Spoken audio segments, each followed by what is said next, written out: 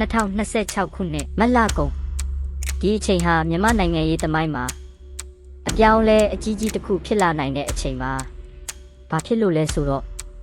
အာဏာသိမ်းစစ်ကောင်းဆောင်မင်းအောင်လှိုင်အနေနဲ့တပ်မတော်ကာကွယ်ရေးဦးစီးချုပ်အဖြစ်တာဝန်ယူခဲ့တာအခုဆိုရင်15နှစ်တင်းပြည့်သွားပြီဖြစ်လို့ပါပဲ။အဲ့တော့တခုမေးစရာရှိတာကသူတက်ချုပ်ရာထူးကနေအနားယူတော့မလားအဖြေကတော့ no ပါလုံးဝမယူပါဘူးနေပြည်တော်ကထွက်ပေါ်လာတဲ့သတင်းတွေအရသူဟာစစ်ယူနီဖောင်းကိုချွတ်ပြီးသမ္မတကြီးဦးမင်းအောင်လှိုင်အဖြစ်အသွင်ပြောင်းဖို့အတွက်ပြင်ဆင်နေပြီဖြစ်ပါတယ်ဒါပေမဲ့ဒီနေရာမှာပြဿနာတစ်ခုရှိပါတယ်2008ဖွဲ့စည်းပုံအခြေခံဥပဒေအရမြန်မာနိုင်ငံမှာတက်ချုပ်ဆိုတဲ့ယာတုကသမ္မတထက်အာဏာပိုကြီးနေပါတယ်ကိုယ်တိုင်လဲ2021မှာသမ္မတကိုဖမ်းပြီးအာဏာသိမ်းခဲ့တာဆိုတော့သူသမ္မတဖြစ်သွားရင်နောက်တက်လာမဲ့တက်ချုပ်ကသူ့ကိုပြန်အာဏာသိမ်းသွားမလားဆိုတဲ့အကြောက်တရားလည်းရှိနေပါတယ်ဒါဆိုရင်တက်ချုပ်ယာတုကနေလည်းဆင်းရမယ်ဒါပေမဲ့အာဏာအလုံးကိုလည်းစက်ချုပ်ကင်ထားခြင်းနဲ့ဆိုရင်ဘယ်လိုလုပ်မလဲဒီကနေ့ဗီဒီယိုမှာတော့သမ္မတလည်းလုပ်ဘရင်လိုလည်းအာဏာချုပ်ကင်မဲ့မင်းအောင်လှိုင်ရဲ့လူဝက်မာစတာပလန်နဲ့မကြခင်ပေါ်ထွက်လာတော့မဲ့တက်ချုပ်အစ်စ်ဟာဘယ်သူဖြစ်မလဲဆိုတာကိုအသေးစိတ်တင်ဆက်ပေးသွားမှာဖြစ်ပါတယ်ဒီအကြက်တဲကိုကြော်ဖြတ်ဖို့အတွက်အစိုးရမဖွဲ့ခင်2လလောက်လို့ပြီးခဲ့တဲ့ဖေဖော်ဝါရီလ3ရက်နေ့မှာပဲမင်းအောင်လှိုင်ဟာဥပဒေတစ်ခုကိုအလျင်အမြန်လက်မှတ်ထိုးထုတ်ပြန်ခဲ့ပါတယ်အဲ့ဒီဥပဒေနာမည်ကပြည်ထောင်စုအတိုင်ပင်ခံကောင်စီဥပဒေပါအဲ့တော့ဒီကောင်စီကဘာလုပ်မှာလဲလုံခြုံရေးနိုင်ငံတကာဆက်ဆံရေးနဲ့ငြိမ်းချမ်းရေးစတာတွေမှာအကြံပေးမယ်လို့ဆိုပါတယ်ဒါပေမဲ့အနှစ်သာရကအဲ့ဒါမဟုတ်ပါဘူးစစ်ရုံးချုပ်အတိုင်းဝိုင်းကထွက်ပေါ်လာတဲ့သတင်းတွေအရအဖွဲ့ဝင်9ဦးပါမယ်ဒီကောင်စီမှာမင်းအောင်လှိုင်ကဥက္ကဋ္ဌလုပ်ပါလိမ့်မယ်နောက်တက်လာမဲ့တက်ချုပ်အစ်စ်ကခေါင်းမပြီးထိရခတ်လာခဲ့ရင်သမရအနေနဲ့အမိတ်ပေးဖို့ခက်ပါတယ်ဒါကြောင့်တက်ချုပ်ကိုဒီကောင်စီရဲ့အောက်မှာထားပြီးကောင်စီဥက္ကဋ္ဌအနေနဲ့ကောသမရအနေနဲ့ပါအာဏာနှစ်ရပ်စလုံးကိုတွဲကင်မဲ့နီးပြူဟာပါပရတ်အရက်ဖက်လူဖွဲ့စည်းစင်တာကအကြီးတန်းအကြံပေးအီဂေါဘလာဇီဗစ်ကတော့အခုလိုသုံးသပ်ထားပါတယ်အရက်ဖက်ရောစစ်ဖက်ပါနှစ်ခုလုံးကိုချုပ်ကင်မဲ့သမရလဲငါရှင်ဘရင်လဲငါဆိုတဲ့နပိုလီယန်ယူခဲ့တယ်လို့မျိုးလမ်းကြောင်းကိုမင်းအောင်လှိုင်လှမ်းနေပုံရပါတယ်သူအာဏာဗဟိုချက်မှာရှိနေတဲ့၍မြန်မာပြည်သူတွေပေါ်အကြမ်းဖက်မှုတွေကပိုပြီးတောင်ပြင်းထန်လာနိုင်ပါတယ်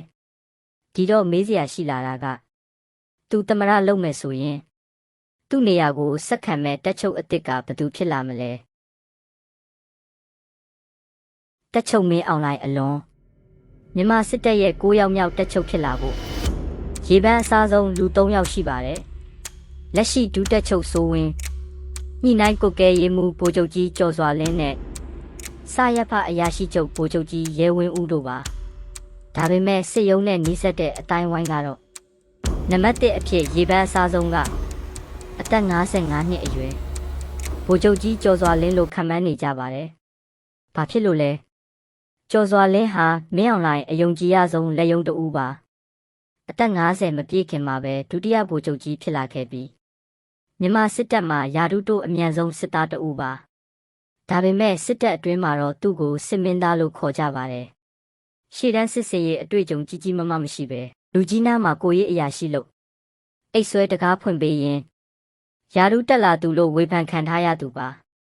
2018မှာမန္တလေးတိုင်းမူအဲ့ဒီကနေတက်ပိုင်မြေတွေနဲ့စီးပွားရေးတွေကိုကင်တွယ်ရတဲ့ဘန္နာဆိုးလို့တင်စားကြတဲ့စစ်ထောက်ချုပ်အခုဆိုရင်ညှိနှိုင်းကုတ်ကဲရေးမှုအဖြစ်ယာတုတွေတဟုန်ထိုးတက်လာခဲ့တာပါအာနာရှင်ဟောင်းတန်းရွှေကမင်းအောင်လှိုင်ကိုတက်ချုပ်နေရလွှဲပေးခဲ့တုန်းကလည်းအခုလိုပဲညှိနှိုင်းကုတ်ကဲရေးမှုနေရာကနေပေးခဲ့တာဆိုတော့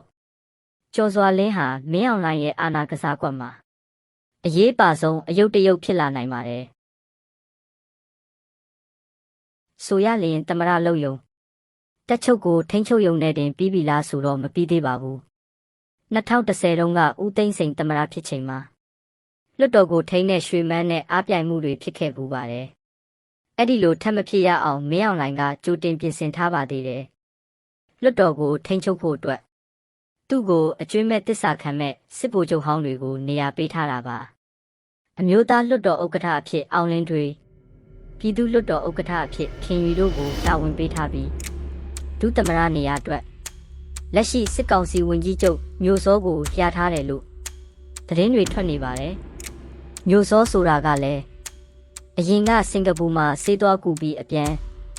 မင်းအောင်လှိုင်ကိုဝင်ကတော့ချိန်မှာသူ့ကောင်းတဲ့မင်းအောင်လှိုင်ခြေထောက်ကိုထိပြီးအသက်သေးသည့်အထိတစ္ဆာရှိပါမယ်လို့ကတိပေးခဲ့ဘူးသူဖြစ်ကြောင်းလွတ်တော်အမတ်ဟောင်းတဦးကပြောပြပူပါတယ်ဒါအပြင်ကျန်းဖုတ်ပါတီကိုပါဆက်လက်ထိန်းချုပ်ဖို့လက်ရှိဒုဥက္ကဋ္ဌဖြစ်သူဒုတိယဗိုလ်ချုပ်ကြီးဟောင်းမျိုးစောသိန်းကိုပါတီဥက္ကဋ္ဌအသစ်အဖြစ်ခန့်အပ်ဖို့လည်းပြင်ဆင်နေတယ်လို့သိရပါတယ်ဒါဟာနိုင်ငံရေးစစ်ရေးနဲ့ဥပဒေပြုရေးအားလုံးကိုသူ့လက်ထဲမှာပဲစုပ်ကိုင်ထားမယ်မာစတာပလန်ကြီးတစ်ခုဆိုတာအထင်ရှားပါပဲဘူးလလဆွေလို့လူသိများတဲ့ကျင်းဖို့ပါတီရဲ့နေပြည်တော်ဥက္ကဋ္ဌဦးလာဆွေကလည်းမတ်လ16ရက်နေ့မှာအခုလိုပြောဆိုခဲ့ပါတယ်ကျွန်တော်တို့ဒီ9နှစ်တင်မကလာမဲ့9နှစ်10နှစ်15နှစ်နိုင်ငံကိုဥဆောင်သွားဖို့စဉ်းစားထားတယ်လို့ထုတ်ပြောလာပါတယ်စစ်တပ်ဟာရွေးကောက်ပွဲလုပ်လွတ်တော်ခေါ်အရက်ဝတ်ပြောင်းပြီးနိုင်ငံတကာရဲ့အတိမတ်ပြုမှုရဖို့စူးစမ်းနေပါတယ်ဒါပေမဲ့ SACN လို့နိုင်ငံတကာအဖွဲ့အစည်းတွေကတော့ဒီလုပ်ရက်ဟာနိုင်ငံတကာကိုရောပြည်သူတွေကိုပါလှည့်ဖျားလို့မရဘူးလို့ထောက်ပြထားပါတယ်အချုပ်ဆိုရရင်များမကြမီရက်ပိုင်းတွင်းမှာပဲမြန်မာနိုင်ငံဟာတပ်ဦးဆန်ပိုင်စနစ်လိုအာဏာဗဟိုပြုထားတဲ့မင်းအောင်လှိုင်ရဲ့ရှင်ဘရင်ဆန်တဲ့သမရစနစ်တစ်ကိုမြင်တွေ့ရတော့မှာပါပရိသတ်တွေအနေနဲ့ရောဘယ်လိုထင်ပါသလဲအာဏာရှင်မင်းအောင်လှိုင်ရဲ့ပြည်ထောင်စုအတိုင်ပင်ခံကောင်စီကစားကွက်ကတကယ်ပဲအလုပ်ဖြစ်သွားမလားဒါမှမဟုတ်တက်ချုပ်အစ်စ်နဲ့အားပြိုင်မှုတွေဖြစ်လာပြီးနိုင်ငံရေးအခင်းချင်းအစ်စ်တစ်ခုထပ်ပေါ်လာနိုင်မလားတင့်ရဲ့ထင်မြင်ယူဆချက်တွေကို